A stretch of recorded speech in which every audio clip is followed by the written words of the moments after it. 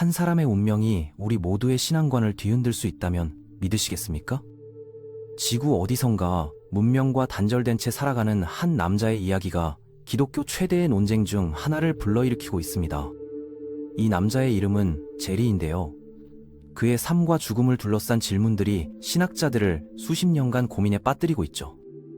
오늘은 제리라는 한 사람을 통해 구원과 심판, 그리고 하나님의 공의에 대한 깊은 이야기를 시작해 보겠습니다. 제리는 태평양 한가운데 작은 섬에서 살고 있는 부족민입니다. 그에게는 사랑하는 아내와 귀여운 아이들이 있고 부족 사람들과 함께 평화롭게 지내고 있죠.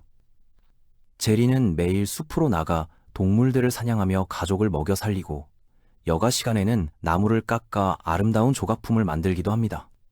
밤이 되면 아이들과 함께 전통 춤을 추며 즐거운 시간을 보내죠. 제리에게는 특별한 점이 하나 있습니다. 다른 부족민들과 달리 그는 유독 친절하고 자비로운 마음을 가지고 있거든요. 어느 날은 적대 관계에 있던 다른 부족에서 온 부상자를 발견했는데 제리는 망설임 없이 그를 치료해 주었습니다.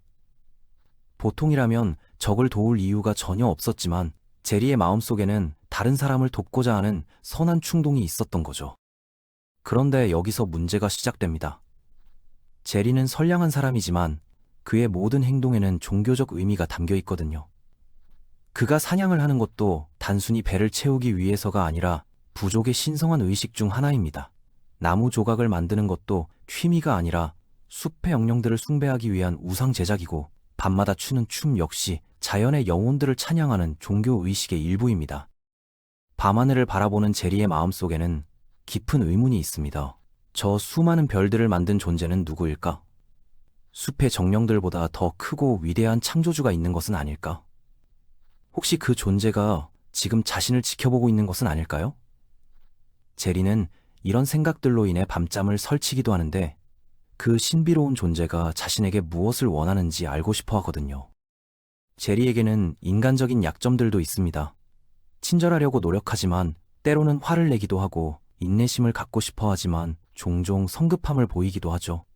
그는 마음속 깊이 자신이 완벽하지 않다는 것을 알고 있고 그 위대한 창조주 앞에서 부족한 존재라는 것을 느끼고 있습니다. 하지만 그 창조주가 어떤 분인지, 어떻게 그분께 다가갈 수 있는지는 전혀 모르고 있어요. 이제 핵심적인 질문에 도달했습니다. 제리는 평생 그 섬을 떠난 적이 없고 앞으로도 떠날 일이 없을 겁니다. 즉, 누군가가 그를 찾아가지 않는 한 그는 절대로 예수 그리스도의 복음을 듣지 못할 거라는 뜻이죠. 그렇다면 심판의 날에 제리에게는 어떤 일이 벌어질까요? 하나님께서 제리를 천국으로 받아주실까요? 아니면 지옥으로 보내실까요? 만약 하나님께서 제리를 천국에서 배제하신다면 그것이 공정한 일일까요? 제리는 복음을 들을 기회조차 없었는데 말이죠. 반대로 제리를 천국에 포함시킨다면 예수님께서 말씀하신 나를 통하지 않고는 아무도 아버지께 올 수 없다는 말씀은 어떻게 이해해야 할까요? 더 나아가서 복음을 듣지 못한 사람들이 자동으로 구원받는다면 우리가 굳이 선교를 할 필요가 있을까요? 생각해보면 정말 역설적입니다. 만약 복음을 듣지 못한 사람들이 천국에 갈 수 있다면 오히려 복음을 전하지 않는 것이 더 안전한 선택이 될 수도 있거든요. 복음을 들은 후 거부할 위험성보다는 아예 듣지 못한 채로 두는 것이 그들에게 더 유리할 수도 있다는 뜻이니까요. 하지만 이런 생각은 뭔가 잘못된 것 같지 않나요? 성경은 분명히 말하고 있습니다.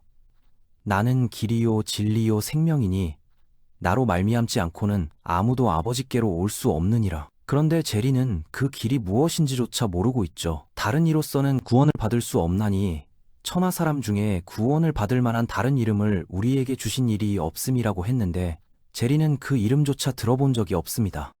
제리의 운명에 대해서는 크게 두 가지 관점이 있습니다. 우선 배타주의적 관점부터 살펴보겠습니다. 이 관점에 따르면 인간은 본질적으로 죄를 짓는 존재들이며 우리 마음 깊숙한 곳에는 하나님을 거부하고 반역하려는 성향이 자리 잡고 있습니다. 타락한 인간의 기본적인 상태는 하나님을 등지고 사는 것이라는 거죠. 성경은 이 점을 매우 명확하게 보여주고 있습니다. 제리를 포함한 모든 인간이 구원받을 수 있는 유일한 방법은 예수님의 십자가 죽음뿐이라는 거죠. 제리는 자신도 모르는 사이에 평생 죄의 삿을 벌어왔고 그 대가는 영원한 사망입니다. 그는 무의식 중에 하나님의 진노를 쌓아가고 있던 셈이에요. 바울의 말씀을 보면 더욱 분명해집니다. 네가 만일 네 입으로 예수를 주로 시인하며 또 하나님께서 그를 죽은 자 가운데서 살리신 것을 네 마음에 믿으면 구원을 받으리라. 구원받으려면 예수님을 믿어야 한다는 것이죠. 문제는 제리에게 그리스도에 관해 말해줄 사람이 없다는 겁니다. 제리는 예수님에 대해 들어본 적이 없으니 믿을 수도 없고 따라서 구원받을 수도 없다는 결론이 나옵니다. 하지만 이런 이해에는 몇 가지 문제점들이 있습니다. 구원으로 가는 길에는 상당한 수준의 지식이 필요하다는 점인데요. 예수님이 누구인지, 언제 죽으셨는지, 어떻게 부활하셨는지, 우리가 무엇으로부터 구원받는 것인지, 믿는다는 것이 무슨 의미인지 등을 알아야 한다는 거죠. 더욱 심각한 건 구약시대에 하나님이나 그분의 백성들과 전혀 만날 기회가 없었던 수많은 사람들은 어떻게 설명할 수 있느냐는 겁니다. 다행히 제리가 예수님을 만날 수 있는 다른 방법을 제시하는 관점이 있습니다. 바로 포괄주의적 관점인데요. 이 관점에서는 예수님께서 자신에 대해 전혀 들어본 적 없는 사람들도 구원하실 수 있다고 봅니다. 여기서 구원의 조건이 달라지는데 첫째로 하나님의 속성은 창조물 안에서 드러난다는 점이고 둘째로 모든 인간은 태어날 때부터 도덕률을 마음에 품고 태어난다는 거죠.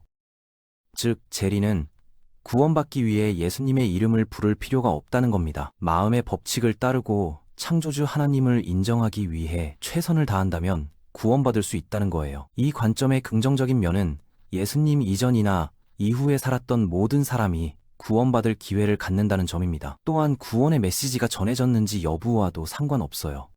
하지만 몇 가지 심각한 단점들도 있습니다.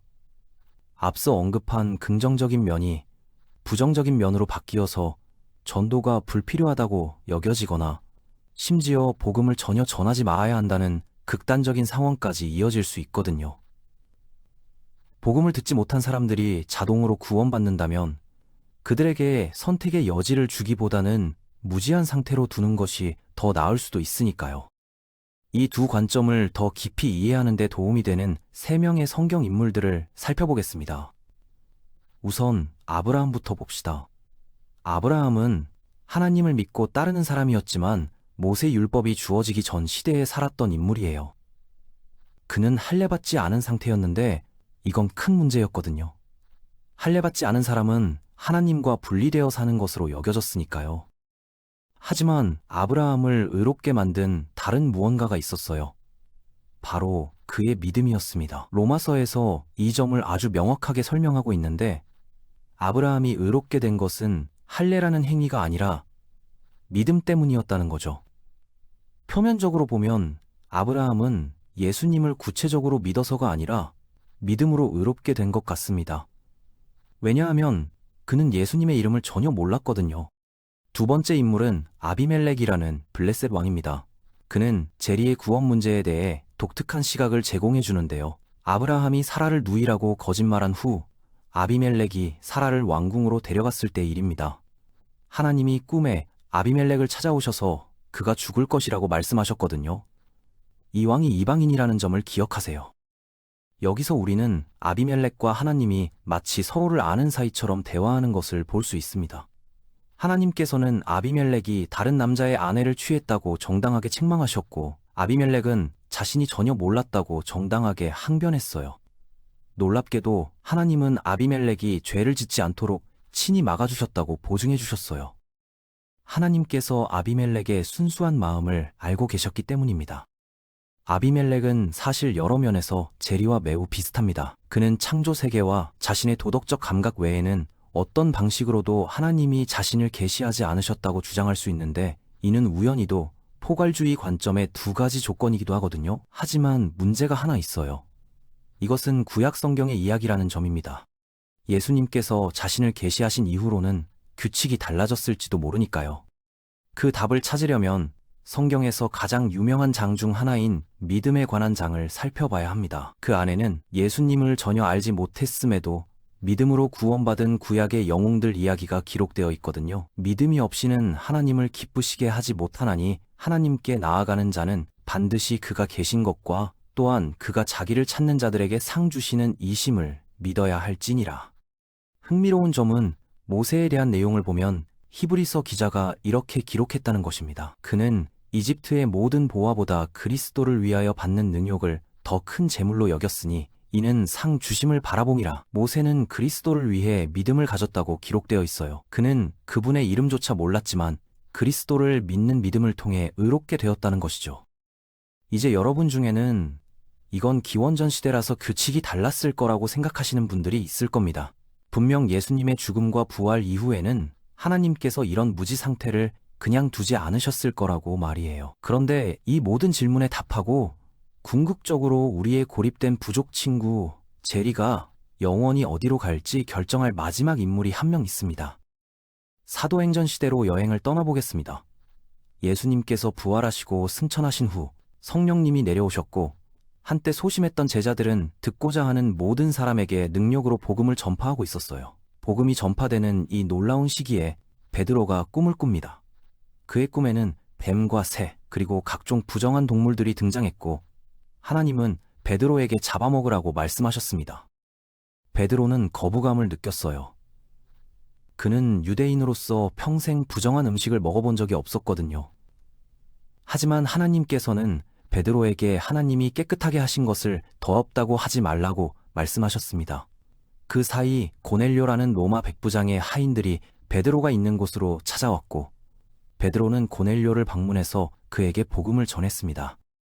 이제 이 이야기를 한 범주로 분류하려고 하면 다소 곤란한 상황에 처하게 됩니다. 이 이야기는 두 가지 핵심적인 면에서 포괄주의를 뒷받침해 주거든요. 우선 베드로가 환상을 보았을 때 그는 그것이 이방인 신자들을 가리키는 것임을 깨달았어요. 하나님께서는 고넬료를 깨끗하다고 부르셨고 실제로 고넬료를 깨끗하게 하신 분은 하나님이셨습니다. 베드로가 직접 한 이 멋진 말에서 두 번째 핵심 장면이 나타납니다.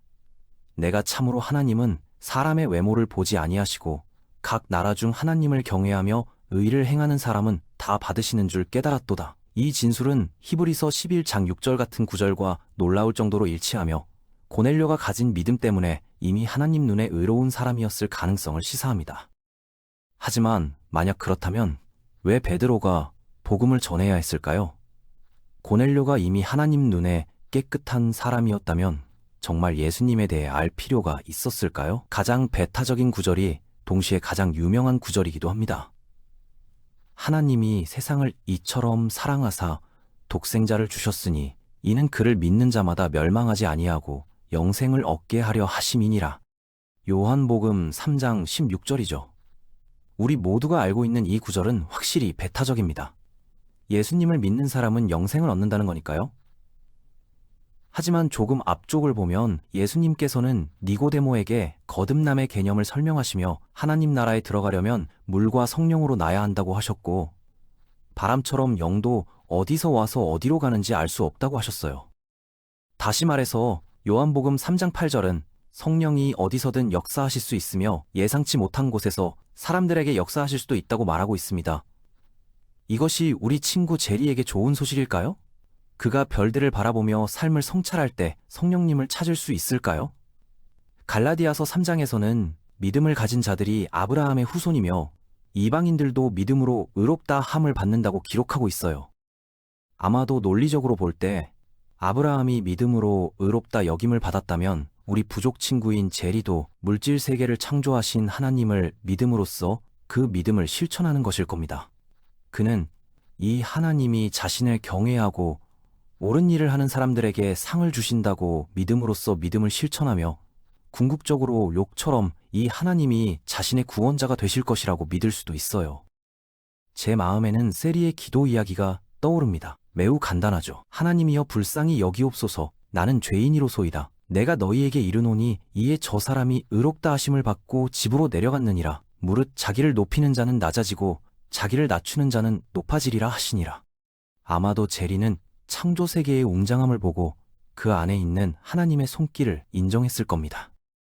아마도 제리는 죄의식을 느꼈고 그의 양심이 자신의 죄를 고발했을 거예요. 그리고 아마도 그가 하나님께 자신을 구해달라고 기도하는 것만으로도 충분할 것입니다.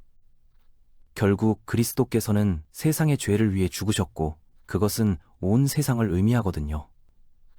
여기에 세상 모든 사람과 떨어져 있지만 우리가 생각하는 것보다 하나님과 더 가까운 우리의 고립된 작은 부족인 제리가 포함되지 않을까요? 바울이 아테네에서 한 유명한 연설에서 말했듯이 하나님은 우리 중 누구에게서도 멀리 떨어져 계시지 않으며 우리가 손을 뻗어 그분을 발견하기를 원하고 계십니다. 만약 제리가 하나님을 찾는다면 그분께서 똑같은 방식으로 응답하지 않으실까요? 저는 아마도 포괄적 관점에 기울어져 있을 것 같습니다. 하지만 배타적 관점도 가능하다고 보는 한 가지 측면이 있어요. 에베소서에 기록된 대로 하나님께서 태초부터 우리를 당신의 자녀가 되도록 예정하셨다고 믿는다면 하나님께서는 당신의 백성이 전한 그리스도의 메시지를 통해 택하신 모든 사람을 구원하실지도 모릅니다. 그러므로 제리가 선택되었다면 그는 방문을 받게 되고 어떤 선교사를 통해 그리스도의 복음 메시지를 듣게 될 것이라고 생각합니다. 하지만 제가 말했듯이 저는 아마도 포괄적 관점에 기울어질 것 같아요. 솔직히 말해서 아마 1년쯤 후에 이 주제에 대한 또 다른 영상을 만들 때는 완전히 다른 관점을 가질 수도 있을 겁니다. 그것이 바로 성경을 공부하는 것의 아름다움이에요. 배움을 결코 멈추지 않거든요.